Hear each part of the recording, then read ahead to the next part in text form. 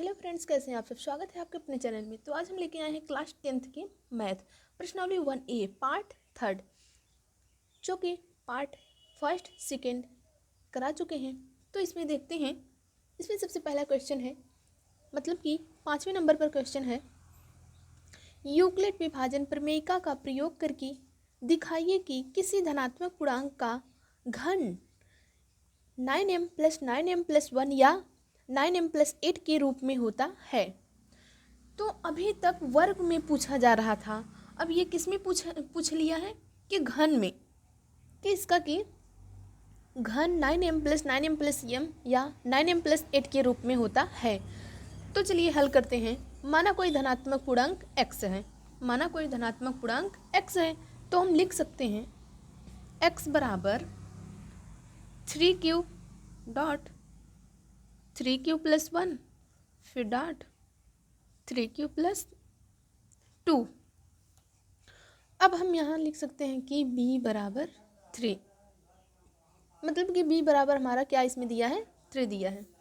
तो अब हम चलिए करते हैं घन x³ बराबर 3q का होल क्यूब, मतलब दोनों पक्षों का घन करने पर, दोनों पक्षों का घन करने पर। तो चलिए देखते हैं x³ बराबर, इसका जब 3 × 3 × 3 करेंगे तो 3 3 का 9, 9 3 27। तो यहाँ हम लिख सकते हैं 27 अब हमारा हो जाएगा x³ बराबर 3 × 9 ये कैसे, मतलब कि 9 3 27, इसको छोटा कर दिए हैं तोड़ के।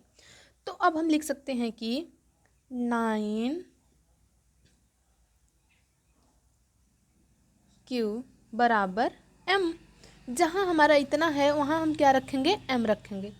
तो अब हमारा हो जाएगा x³ बराबर 3m। अब इसी तरह से हम लिख सकते हैं x बराबर दूसरा, ये वाला ले लेते हैं, x बराबर 3q + 1। अब यहाँ भी करेंगे तो x³ बराबर 3q + 1 का होल क्यूब। यहाँ भी वही चीज़, दोनों पक्षों में करने पर। तो अब हमारा हो जाएगा x³ बराबर 3q + 1 का क्यूब। सबसे पहले तो हमें पता होना चाहिए कि a + b का होल क्यूब क्या होता है। ये होता है a³ + b³ + 3ab, एक कोष्टक में a + b। तो अब हमारा हो जाएगा +3 × a के स्थान पे दिया है 3q, b के स्थान पे दिया है 1। तो अब हमारा हो जाएगा 3q × 1, कोष्टक में 3q + 1, ये यहाँ से क्रॉस कर दीजिए, ये हो गया। अब हम इसका क्या करेंगे, x³ बराबर 3 का जब हम 3 बार करेंगे तो यहाँ आ जाएगा 27, फिर प्लस 1 का करेंगे तो वही चीज़ आएगा, फिर हम पहले इसको लिख लेंगे तब फिर उसको लिखेंगे। तो यहाँ लिख सकते हैं +27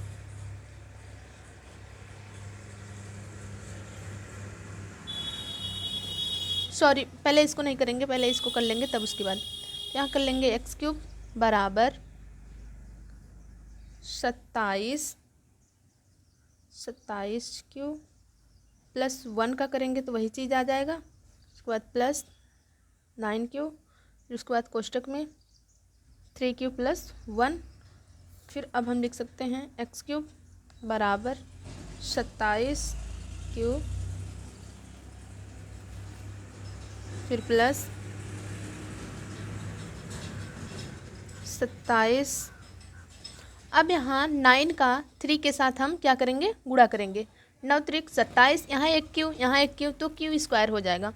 अब फिर प्लस करेंगे 9 क्यू का 1 के साथ करेंगे तो वही चीज़ आएगा, तो लिख सकते हैं 9 क्यू। फिर उसके बाद ये जो यहाँ 1 है वही चीज़ हम यहाँ लिख देंगे +1 लास्ट में। तो अब हम लिख सकते हैं x³ बराबर, यहाँ से हम क्या कामन लेंगे, 3 कामन ले लेते हैं, तो हमारा क्या बचता है 9 त्रिक 27, मतलब कि 9 क्यू, फिर उसके बाद प्लस यहाँ भी 9 क्यू स्क्वायर, फिर उसके बाद प्लस 3 त्रिक का 9, यहाँ आ जाएगा 3 क्यू। अब यहाँ +1। अब हम लिख सकते हैं कि m बराबर 9 क्यू प्लस क्या 9 क्यू स्क्वायर, फिर प्लस 3 क्यू।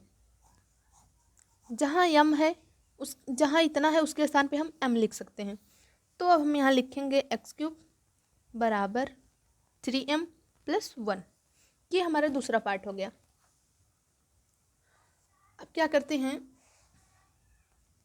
अगला देखते हैं, जो कि यहाँ है अगला। अब हम लिखते हैं यहाँ तीसरे नंबर पर क्या दिया है, x बराबर 3q + 2। तो अब हमारा ये है, तो अब हम इसमें भी वही चीज़ करेंगे दोनों पक्षों में वर्ग करने पर।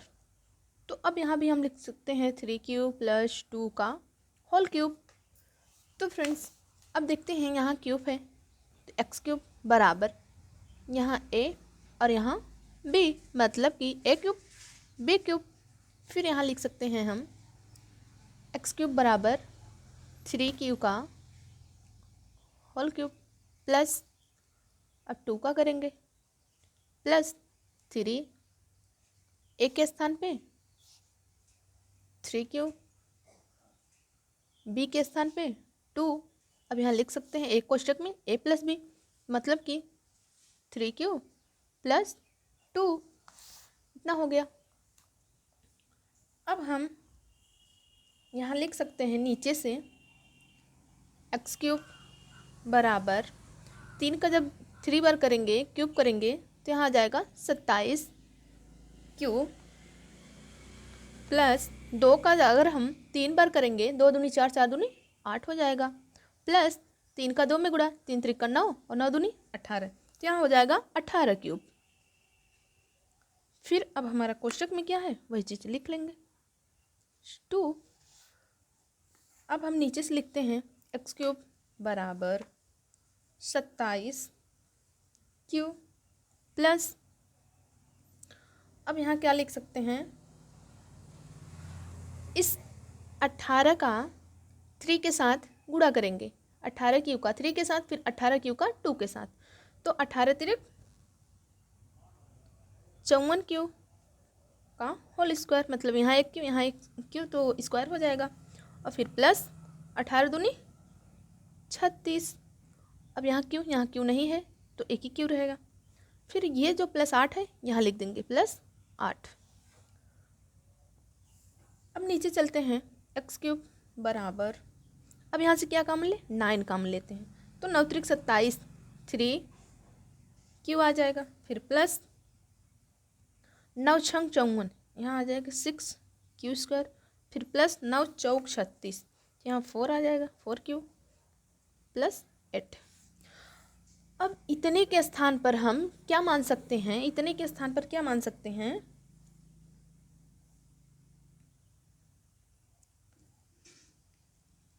इतने के स्थान पर हम क्या मान सकते हैं m। जहाँ इतना है वहाँ हम m लिख सकते हैं, तो यहाँ लिख सकते हैं x³ बराबर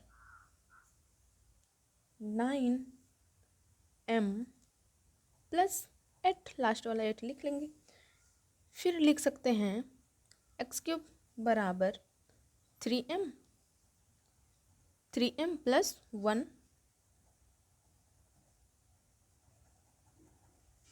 1 हो गया, फिर डॉट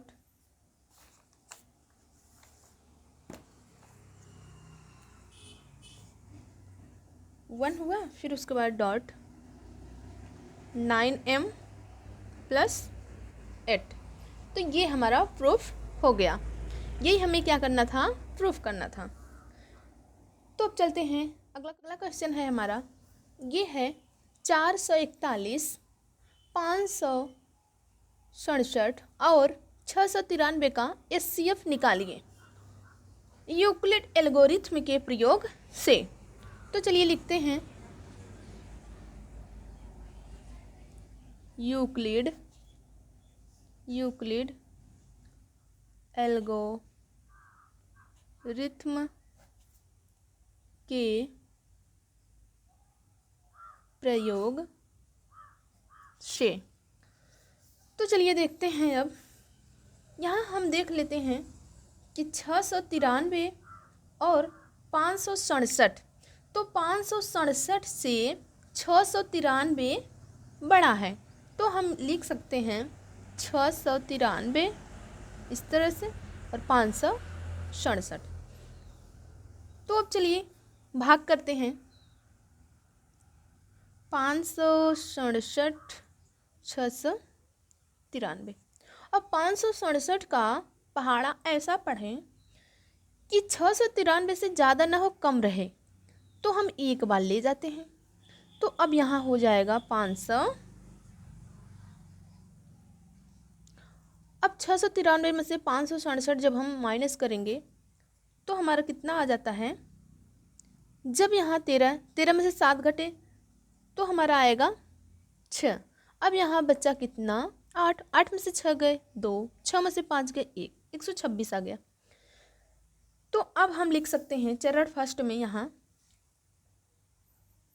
चरण फर्स्ट लिख सकते हैं 693 इक्वल टू 567 गुणे 1 फिर प्लस 126, मतलब कि अभी 0 के बराबर नहीं आया है। तो अब हम यहाँ लिख सकते हैं 126 डज नॉट इक्वल 0। तो अब चलते हैं आगे करते हैं, 126 567, अब भाग करते हैं। तो यहाँ 126 4 बार ले जाते हैं, तो 6 चौक 24, 24 के 4 हासिल बचा 2। अब यहाँ 4 दूनी 8, 8 2 10, 10 के 0 हासिल बचा 1, 4 एकम 4, 1 हासिल 5। अब हमारा यहाँ आ गया 504। 567 में से 504 जब माइनस करेंगे तो यहाँ आएगा 63। अब हम यहाँ लिख सकते हैं 126।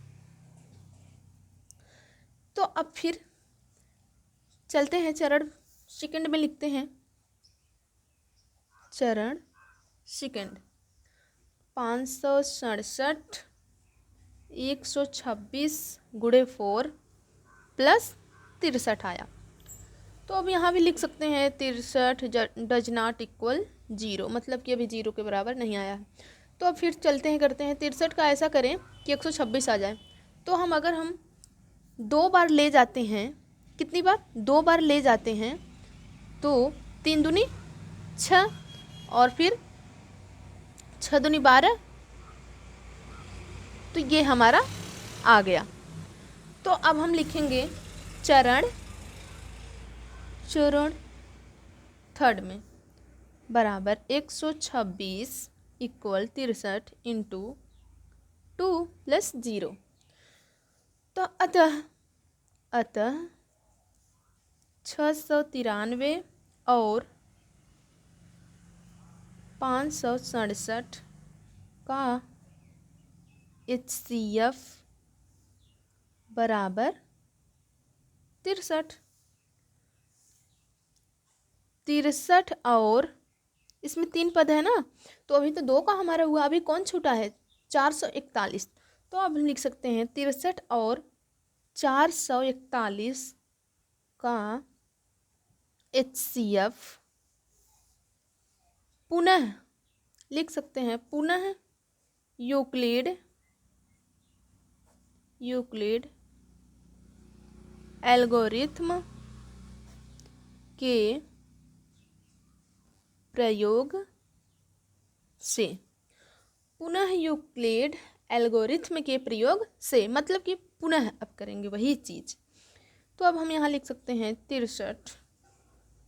63 से 441 बड़ा है, तो हम इस रूप में लिख सकते हैं इसको।